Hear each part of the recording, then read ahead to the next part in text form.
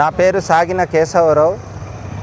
నేను గిరిజన ఎంప్లాయీస్ యూనియన్లో ఒక సామాన్య సభ్యుడిగా ఉన్నాను. ప్రస్తుతం తీస్తున్నటువంటి మెగా డిఎస్సిలో మనకు ఏజెన్సీ ప్రాంతానికి మినహాయింపు ఇవ్వాలని 9 ఐటీడీఏల్లో గిరిజనులంతా కూడా ఉద్యమ బాటలో పడుతుంటే మన పాడేరు ఐటీడీఏ ప్రాంతంలో చదువుకొని ఉన్నటువంటి వ్యక్తులంతా మొబైల్ ఫోన్లు, వాలీబాల్, క్రికెట్ ఆటల్లో నిమగ్నమై ఎంజాయ్లో బానిసులుగా బ్రతుకుతున్నారు.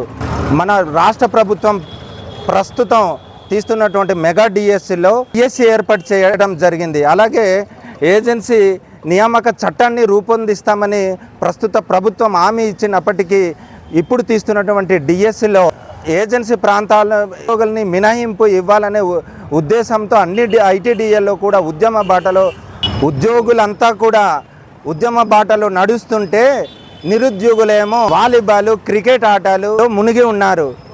కాబట్టి యువతరమా, మీరందరూ ఎప్పుడు మేల్కొంటారు? మీ కంటిలో పుల్లలు పొడుస్తుంటే మీరు మీ గుండెలో హృదయాల్ని, జీవోత్రిని అంతం చేస్తుంటే మీరు ఇంట్లో ఉన్నారా? మీదే కాదు, మీ తర్వాత తరానికి మీరు చదువుకున్నటువంటి చదువు అంతా కూడా నిర్వీర్యం అయిపోతుంది. మీ చదువు ఎందుకు పనికిరానిది అయిపోతుంది. మనం చదువుకున్నది మన హక్కుల్ని కాపాడడం కోసం, మనకు ప్రభుత్వం కల్పించినటువంటి ఉద్యోగాల్ని మనం సాధించుకోవడం కోసం మీరు ఉద్యమ బాటలో రాకుండా ఉండడం చాలా బాధాకరంగా తెలియజేస్తున్నాను.